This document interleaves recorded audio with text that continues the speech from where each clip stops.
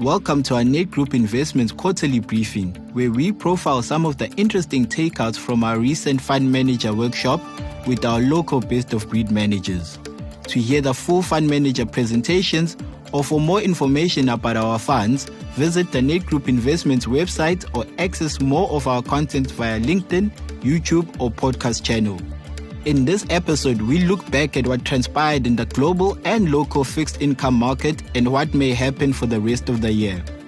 We analyze the prospects of South African bonds and how they fare against equities.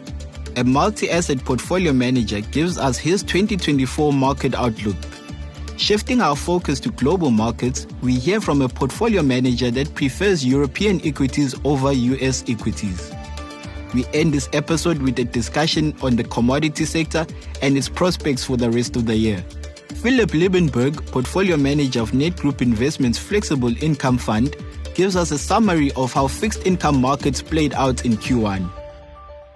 I think the last quarter, again, you can see fixed income markets under a lot of strain. And this is just the US swap curve, how it's moved from end of December to March. So it's been fairly volatile. And if you rewind the end of December, the markets were seeing about 6 to 7 rate cuts in the US. We had this so-called, pivot from the Fed and Jay Powell, and markets got quite optimistic. And you fast forward a couple of months where the US economy has been exceptionally strong. Inflation has been a lot stickier than the Fed and people hoped. And that meant that these 6 or 7 rate cuts is now back to 1 to 2 for the rest of 2024. So there's been a big cutting back of, easing, monetary easing in markets. And that's obviously also affected our local market. And that's had a big knock-on effect across the board. And like I said, this by and large was due to quite a strong US economy, strong labor market, sticky inflation. Now, if you look at the inflation, and let's rewind a couple of years ago, we would all remember we had this inflation shock, which was driven by COVID and these supply chain bottlenecks. Now you can see there on the top, or if you look at goods inflation was a big issue around supply chains, and you can see how this disinflation has actually got inflation a bit lower in the US. But what we haven't seen moderating would be services inflation. And you can see there the bottom bit there where services inflation has been quite sticky. Typically services inflation is more a function of wages and the labor market. You can see there on the right-hand side where non-farm payrolls, which gives you an indication of the labor market, has been quite resilient and actually exceptionally strong given what we've seen, how quickly rates have gone up. So long story short, we are concerned that rates, even though it's become market consensus, rates and inflation will be higher for longer. I think the Fed has got quite a difficult job in getting inflation back to 2 or even 2.5% given the strong market that we've seen. So I think that is going to be a challenge for the Fed, and obviously that's got a knock-on effect globally.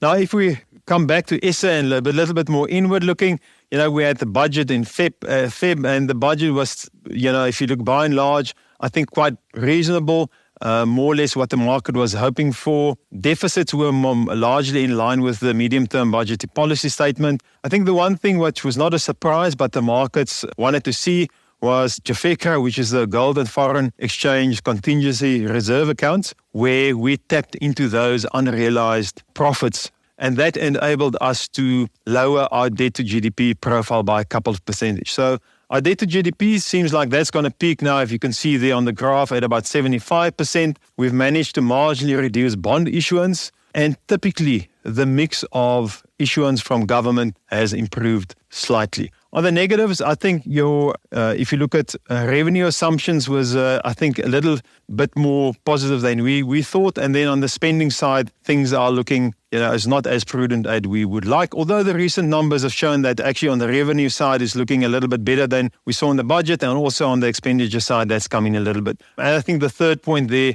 I think SOE spending and the issues around Eskom and Transnet is still unresolved. And that will obviously put further pressure on the fiscus going forward. So by and large, I think it was a decent budget, but I think longer term or even medium term fiscal consolidation is crucial for the market. On the local rate side, like I said, we had the same issues. We're a small open economy. So, I think what we saw in the US had a spillover here. And our cutting cycle is now also being pushed out further, and also we believe our cutting cycle is going to be shallower. So maybe we get 1 or 2 cuts during the year. We see the full cutting cycle as maybe between 1 and 1.25%. So hopefully we can get a repo rate from 8.25%, maybe closer to 7%, but it will take time. At this point in time, when this recording was made, we actually the market is not even seeing a cut this year post the higher than expected inflation out of the US, and that was the March number. On the inflation side, we've always said we don't have a demand side inflation issue, but our inflation is stickier than we would have hoped for. And then obviously there's administrative components, etc., which is keeping our inflation in check. So we don't see inflation going well below, any time below 5% in this coming year. Philip Liebenberg talks us through SA bond valuations. On the bond side, we do believe our bonds are on the cheaper side. You can see how we look at our bonds. You can see the US real of 2%. We have an inflation assumption, and then we can back calculate a country risk premium, and that's 4 to 4.5%. Our fair value assumption is 4, given our SA long-term yield of 11.8%. So we do believe our bonds are on the cheaper side. If you look at break-even inflation, where's our positioning? On the shorter end of the yield curve, break-evens are about 5.5. So you should be indifferent between nominal bonds and inflation-linked bonds. So our inflation-linked bond component is positioned on the front end of the yield curve, and we do have some nominal bond exposure at the belly of the curve. And both of these asset classes look quite attractive at this point in time. A 10-year yield of closer to 12%. If you make an inflation assumption of 6, you're getting a real of 6 over the term, and that is quite attractive. You could argue that you could buy some nominal bonds in lieu of equities. That's 6% approaching long-term equity risk premiums. Omri Thomas, portfolio manager of Net Group Investments Opportunity Fund, gives us his asset class outlook for the rest of the year. So if we look at the market outlook for the rest of the year, inflation, as I said, sticky and probably above average compared to the history. So the narrative of just seeing continued interest rate cuts globally is, I think there's some doubt on it, and we think global rate cuts are currently being priced into the market. The tight US labour market is keeping pressure on inflation, but despite that, the Nasdaq and the S&P trading at close to all-time highs. So we remained wary of the US markets. Chinese stocks more recently have started picking up their heads, so that's encouraging, and we hope for that to continue. You're getting a high cash rate locally and globally. So that provides a nice underpin to your portfolio. As I said, we expect about 75 to 100 basis points rate cuts locally. And in SA equities, we do find quite a bit of value. And I'll show you some of the recent additions to the fund. SA bonds continue to offer very attractive real returns, and the opportunity yield currently 8.3%. So just look at the asset classes. Most SA asset classes we think offer value. We still think emerging market equities, especially China, offers value. We think the rand is close to fair value given the uncertainties surrounding the election as well. That's a double-edged sword. It could have a very positive impact on the market if there's a coalition between the ANC and some of the, let's call it the parties more on the centrist view, that's got a centrist view. But if it's a coalition with the far left, the EFF, that will be taken very negative by the market.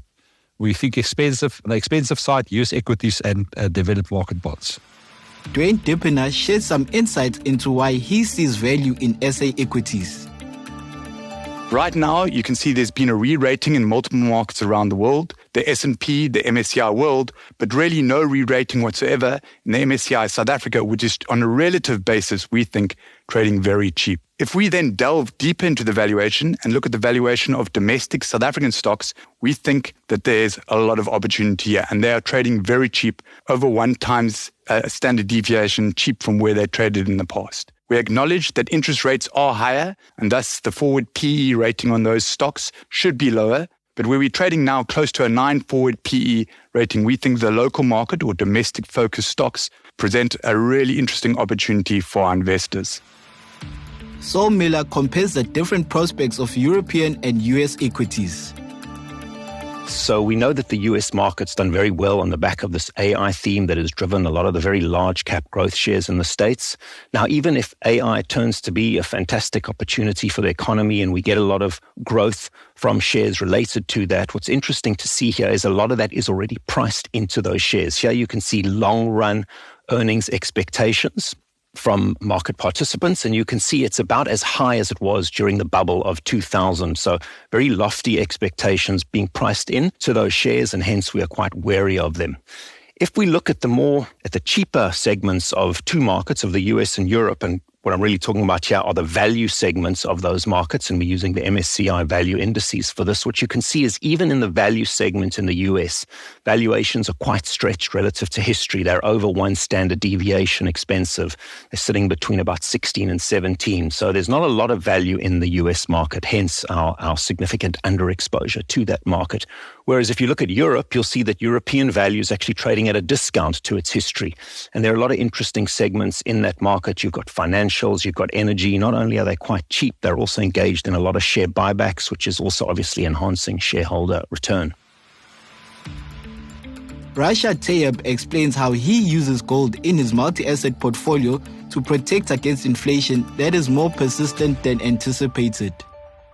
And in an environment of sticky inflation, rising geopolitical risk, and U.S. debt problems, one of the assets you'd really like to hold in that scenario is gold. And as we've seen in the last few months, gold has broken out of that $2,000 level, which it reached a few times in recent years, and is making new all-time highs. And the outlook for geopolitical risk worsening, as we've seen very recently, and you have geopolitical situations across Europe with the Russia conflict, the Middle East, as well as trade wars with China. In this type of environment, the outlook for gold looks very positive, and it's a key part of our portfolio in the stable fund. Saul Miller examines the commodity sector and its prospects for 2024.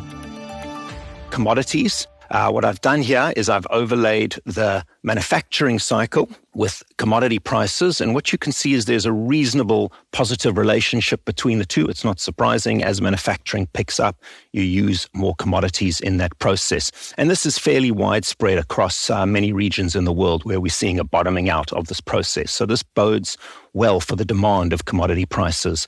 If we look at supply dynamics, they're also quite positive. And here what we're looking at is the supply of copper, or expected production of copper over the next few years by various key copper miners. And what you'll see is there have just been downgrades, actually significant downgrades over the next few years. And that also bodes well for copper prices going forward.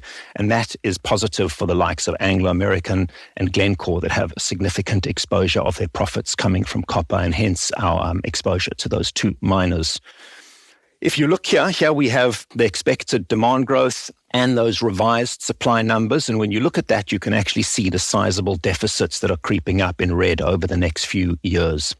Finally, on the commodity side, I just want to touch on gold. As you all know, gold has done tremendously well over the last year. And really what we're looking at here is we're looking at gold relative to the real yields on US bonds. Now, just bear in mind that the index, or that the right-hand side, is actually in reverse. And that refers to the US real yields. So you actually have a negative relationship between US real bond yields and gold.